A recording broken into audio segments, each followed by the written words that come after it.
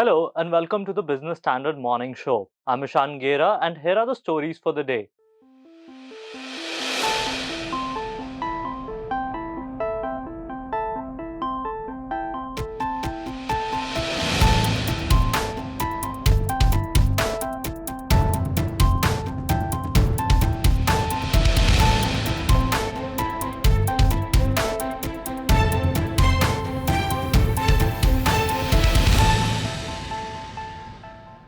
This is GE Vernova, helping generate and move the energy that will change the world.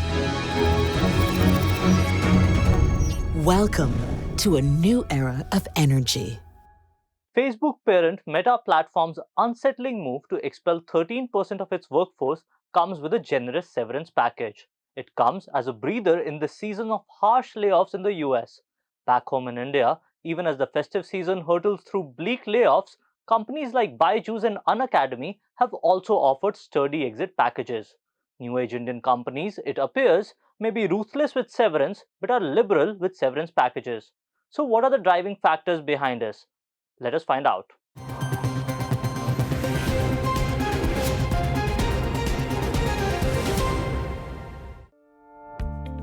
Mark Zuckerberg offered an impressive severance package for 11,000 Facebook employees who were being laid off. They were offered 16 weeks of salary plus 2 additional weeks for every year of service without instituting a limit. So, if someone has served 5 years at Meta, he will get around 6 months of pay. Meta platform will also continue to extend health insurance coverage for 6 months for both employees and their dependents, plus provide 3 months of career support with an external vendor, including early access to unpublished job leads. The company's official blog said, the sacked employees will also receive restricted stock units that are due to vest on the 15th of November.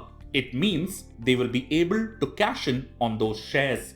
Indian companies aren't faring very different ways from Meta when it comes to severance packages. Byju's announced on the 12th of October that it was laying off 5% of its workforce, nearly 2,500 employees. CEO Ravindran assured an expansive exit package consisting of extended medical insurance coverage for employees and their families for 6 months, provision to keep the company assets till the time they need. The company will also provide assistance to the laid-off employees in their hunt for jobs as they continue to remain on Byju's payroll. Unacademy has also laid off 10% of its workforce, or about 350 employees this week. The laid-off employees will get severance pay equivalent to their notice periods and an additional 2 months' salaries, an accelerated 1-year vesting period, medical insurance coverage for an additional 1 year, and dedicated placement and career support, according to an email by CEO Gaurav Munjal. So, why have firms begun to invest more in strong severance packages? Anandaroop Ghosh, partner at Deloitte India, explains. Severance is not just about letting an employee go. It's about letting an employee go with a certain level of care and concern and understanding of the employee's context and so on. But I think equally the important thing to understand is it's also about communicating to existing and future employees about what you stand for as an employer. So it's a messaging that you have to do, and therefore most of these organizations, I think, realize that this messaging is important. So you can't just be doing it randomly as some of them or any of them might have done in the past. Abel Joseph, co-founder of ISLE, agrees and stresses the human aspect of the process of layoffs. Usually what happens during cost-cutting practices or mass layoffs is that the employees start to question the transparency between them and the management, right? And the trust sort of erodes. And so human emotions are at play. And if you talk about the practicality of businesses itself, for them to grow, especially when it comes to like B2B companies, their clients would probably question the longevity of the business. And I think, the negative PR is definitely not going to help in acquiring, new customers. Can the size and quality of the exit perks be correlated with the investment that startups like Byju's or Unacademy received? Ghosh says no. personally would not correlate investments or funding with these kinds of severance packages, because of a health plan or insurance plan for longer than your termination for a period of time beyond someone is asked to go. That's a fairly common practice around the world. You'll see that everywhere, and even in India, that's a fairly common practice increasingly, because it's required, right? In fact, the severance as well as the severance packages might both stem from the overall culture intrinsic to the startup sector, says Joseph. But I think this is a direct result of lack of focus, foresight, and frugality. Discipline was never part of the culture in the first place, right? Especially when you have companies announce that, hey, you know what, you can work from home forever, and you don't really have a particular time that you have to come to work at. You can work whenever, wherever, as long as you clock in your hours, it's all good. You basically go away from the traditional ways of operating a business where you completely judge on your discipline and your contributions to the company.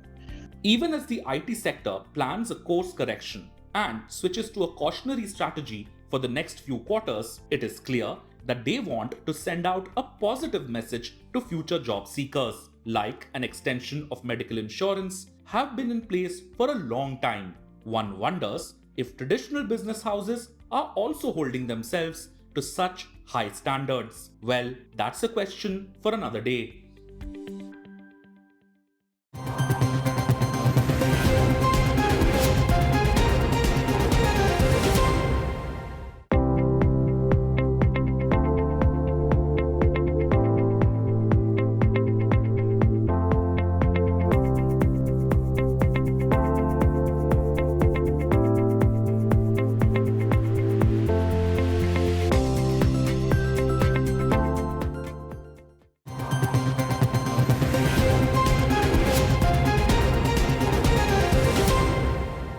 Like the severance packages, a car with good safety features comes handy when we are in a tight spot, and a few companies like Tata and Mahindra have realized it. They've chosen safety over mileage. Government too is getting serious about it, as over 150,000 people lose their lives on Indian roads every year. So what does it cost to make a car with good NCAP ratings? Let us find out.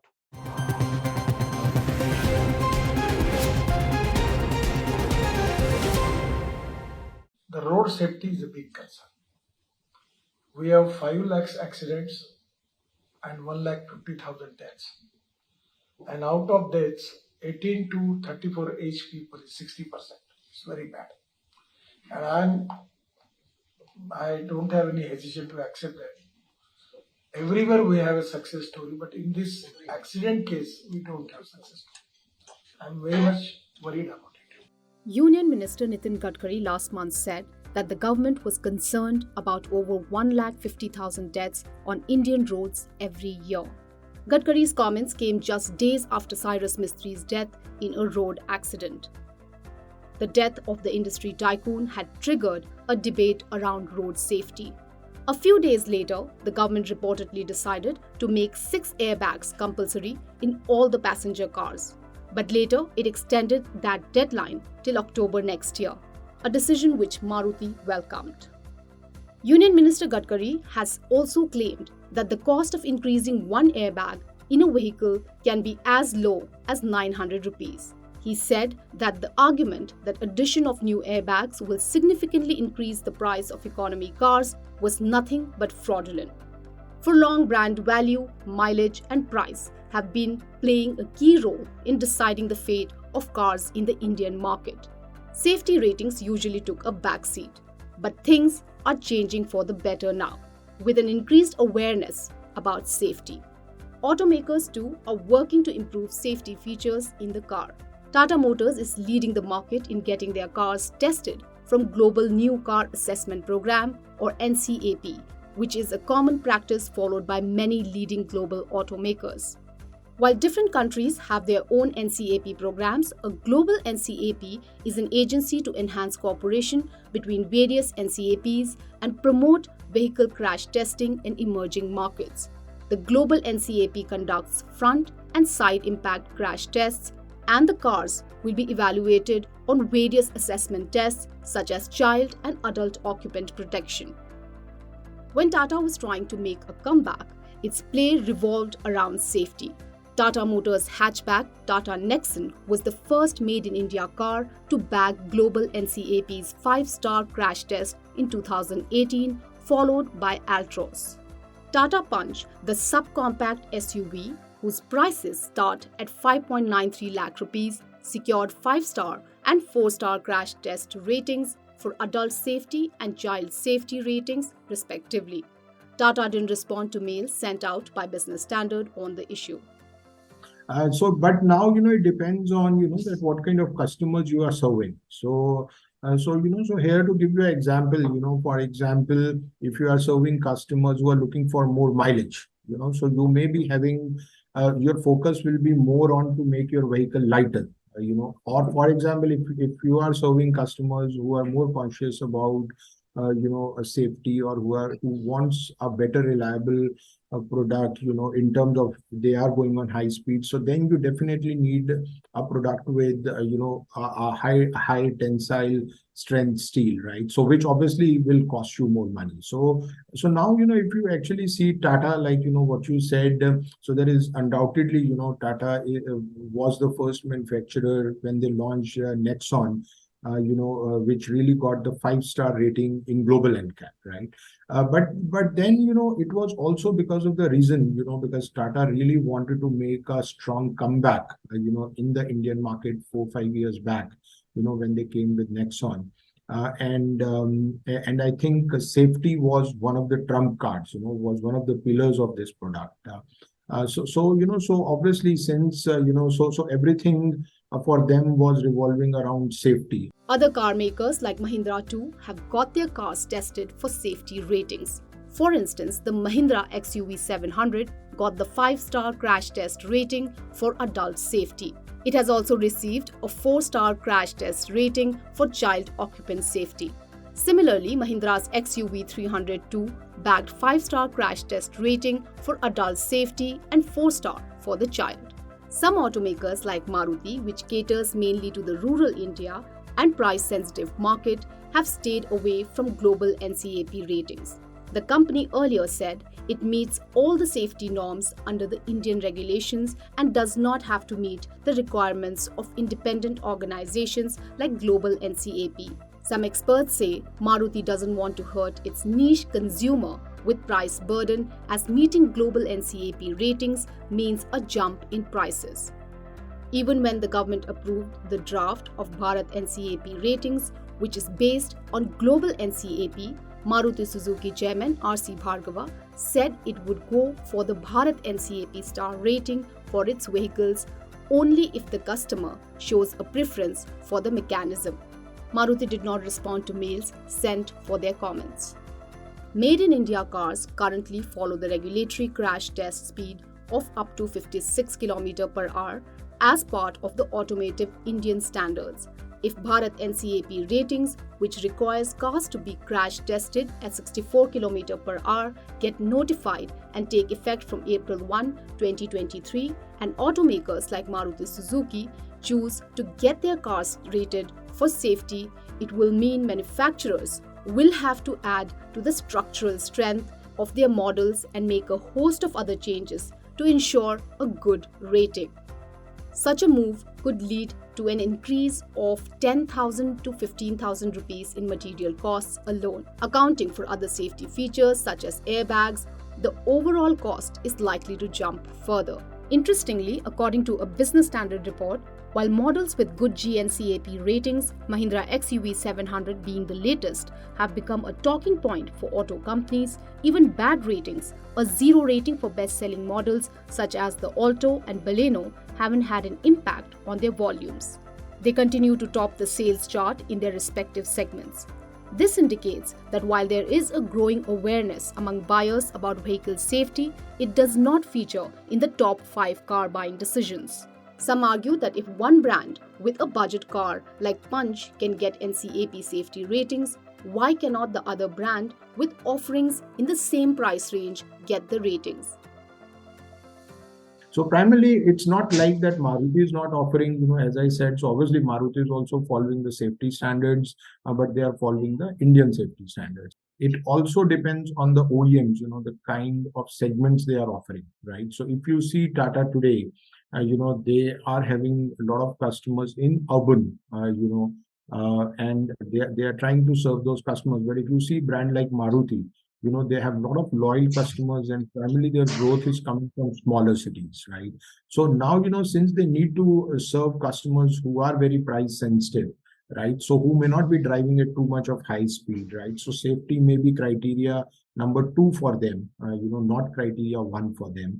Since Maruti is catering, to a wide range of customers with their wide portfolio, right? So obviously, they have, sometimes they may have to compromise, primarily to give more mileage, from their product. So I think the strategy, differs from brand to brand, from segment to segment, from model to model, and also, in terms of the variant mix. Whereas Tata Motors, I think from the day one, they have introduced Nexon or product like Altroz, right? So they have been more focused on, safety. Since car makers like Maruti cater to a range of customers with a wide portfolio, their focus might be to offer a perfect value for proposition where other parameters like mileage might be paramount. With customers' growing awareness on safety, experts say rules on safety ratings should come from the government and not independent agencies.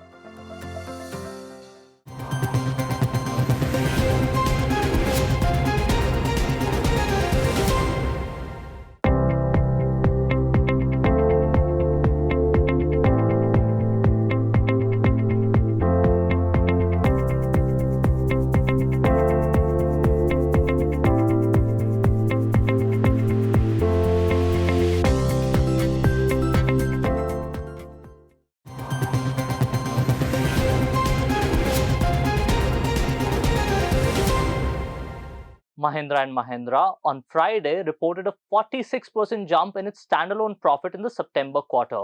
Meanwhile, the key benchmark indices are now within a striking distance of touching fresh lifetime highs after Friday's sharp rally. Our next report delves into the factors that can lead the benchmarks to new summits in the near term.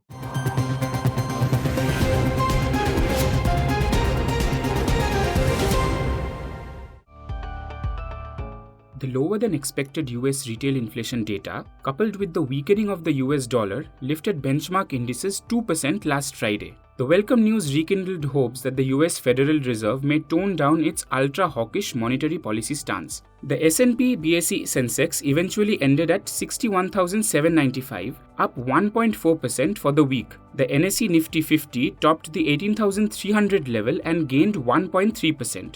However, the BSE mid-cap and small-cap indices settled with losses, down 0.7% and 0.4% respectively. According to VK Vijay Kumar of Geojit Financial Services, it is probable that the US Fed might pause after one more hike of 50 basis points, which will be an advantage for the bulls in the near term. New record on the Nifty 50 is only a question of when. Meanwhile, Amit Jain of Ashika Global believes the frontline indices could hit new lifetime highs in November itself. I wish to assure each Indian investor that by next week or by end of November 2022, Indian market will touch a new lifetime high. So I am sharing 5 factors which make me believe so. Number 1, post COVID-19, world was following China plus one policy, and now there is a murmuring in global market about Europe plus one policy, which will immensely benefit Indian economy and stock market in this ongoing decade of 2030. Number 2, since its bull run in 2004, Indian market never had a fundamental correction.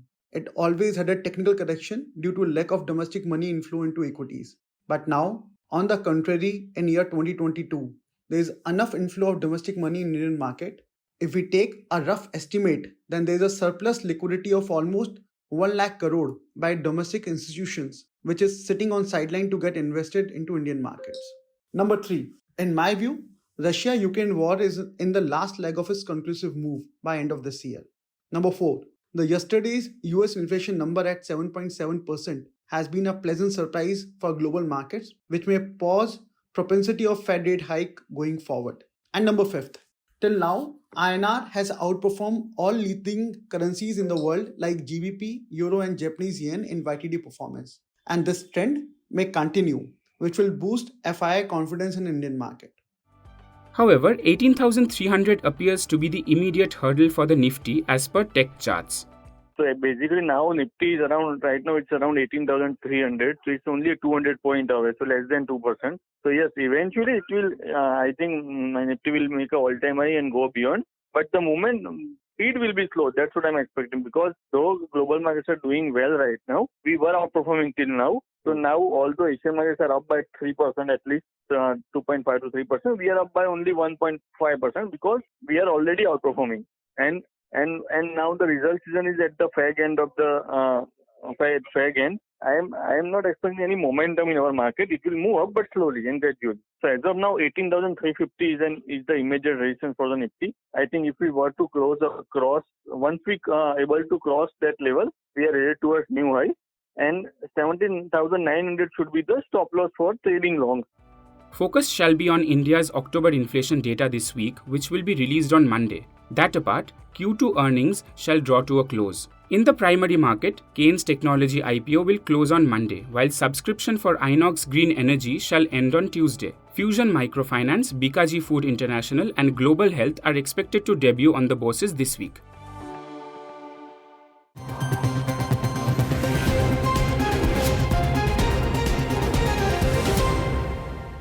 A strong password is essential to keep all your online data safe, including your hard-earned money from stocks. But with the increasing cyber attacks and data breaches, you need two-factor authentication to save your hard-earned money. It adds an extra layer of security to your online accounts. Let's understand what it is and how it helps keep you safe online.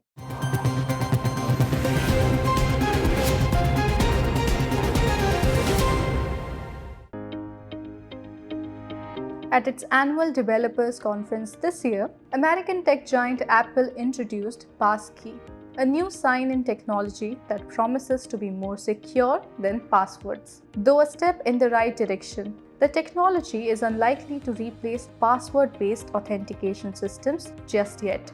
Password-based authentication systems, however, are rife with security concerns. If you only use a password to authenticate, it leaves an insecure vector for attack. If the password is weak or has been exposed elsewhere, an attacker could use it to gain access. That said, passwords are the least secure method for authentication if used as a standalone. The security increases if another form of authentication is added along with passwords. We are talking of two-factor authentication. Two-factor authentication is a process in which users are prompted during the sign-in for additional identification beside passwords. This additional form of identification could be done through a one-time PIN received on the phone via SMS, biometric scan, security key, nearby device, etc. The additional authentication adds a layer of security to the password-based sign-in process by enabling additional identity verification, such as scanning a fingerprint or entering a code received on the phone. One of the easiest ways to enable two-factor authentication is by linking the sign-in service with a phone number. This way, you would need to enter the password and additionally authenticate the sign-in by entering a code received on the phone number. For smartphone users, there are authenticator apps to approve sign-ins using push notifications, biometrics, or one-time passcodes. For enterprises, there is a standard called FADO issued by the Fast Identity Online Alliance to promote open authentication standards and reduce the use of passwords as a form of authentication. It is typically a USB device or a device with Bluetooth or near-field communication chip in some cases, configured with a security key. These devices, when connected to the system, enable password-less authentication. With a hardware device that handles the authentication, the security of an account is increased as there is no password that could be exposed or guessed.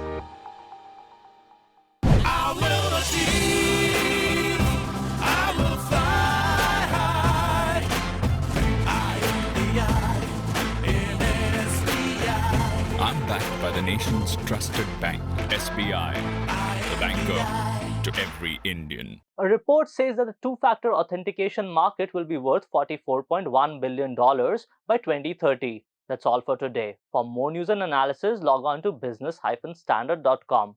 We'll be back tomorrow with the next episode. Thank you for watching. If you like this video, share it and subscribe to Business Standard. For more news, views and insights, log on to www.business-standard.com. Do also follow us on YouTube, Twitter, Facebook, Instagram, Telegram and LinkedIn.